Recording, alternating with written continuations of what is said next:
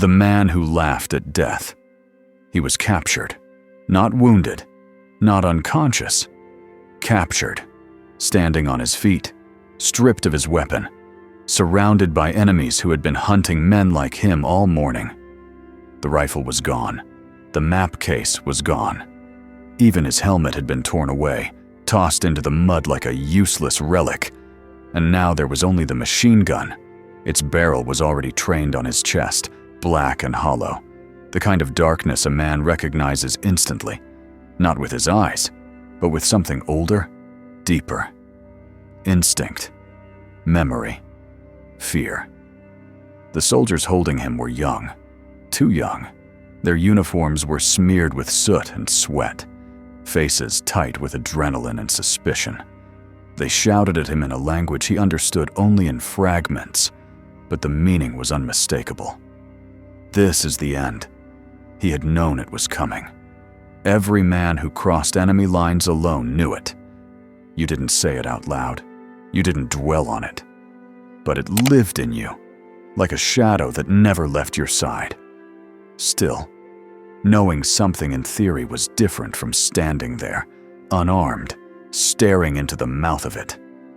They shoved him forward, boots kicking his legs, forcing him to stumble to his knees.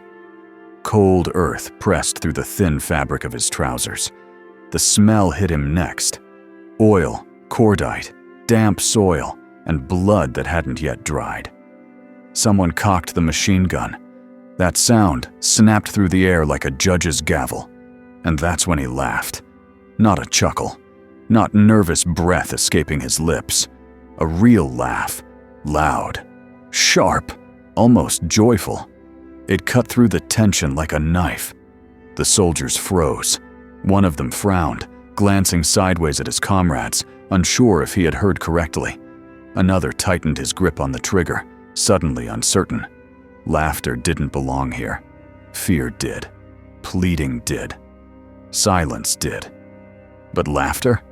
That made no sense at all.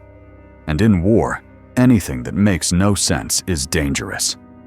The man on his knees laughed again, head tilting back slightly, eyes squinting as if the absurdity of it all had finally become too much to bear. Because what else was there to do? He had run out of weapons, run out of options, run out of time. And when a man has nothing left, sometimes the only freedom remaining is the way he meets the end. The enemy commander stepped forward. He was older, his face carved by years of smoke and command. He studied the prisoner carefully, eyes narrowing. "What is funny?" he demanded. The man didn't answer. He couldn't have explained it even if he wanted to. How do you explain that the situation is so hopeless, so utterly final, that the human mind rejects it outright?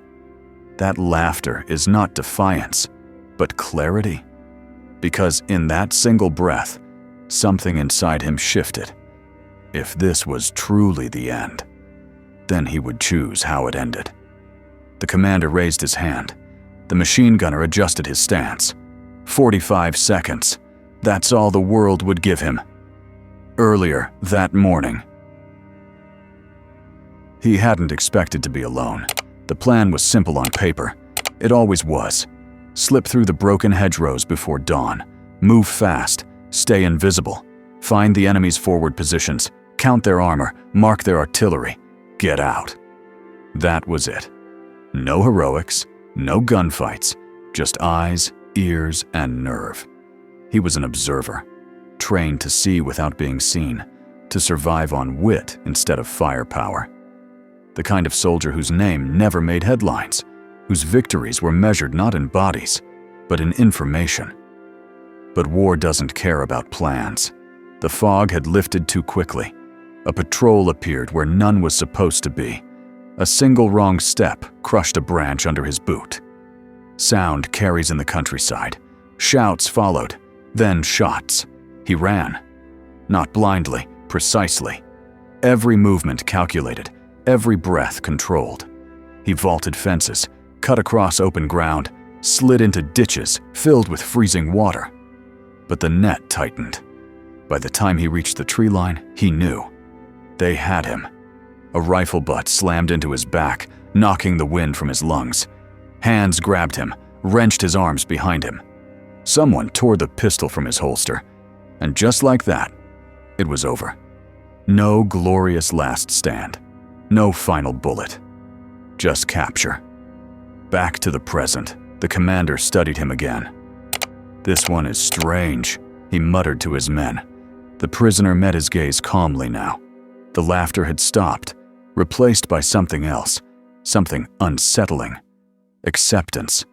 The commander gestured to the machine gun. "End this." The gunner inhaled. And in that heartbeat, that sliver of time between command and execution, the man moved, not fast, decisive, purposeful. His laughter had done its work. The soldiers hesitated just long enough. And in war, just long enough is sometimes all it takes. Part 1 ends here. Don't miss out on the conclusion. Subscribe to Ironclad History now to catch Part 2.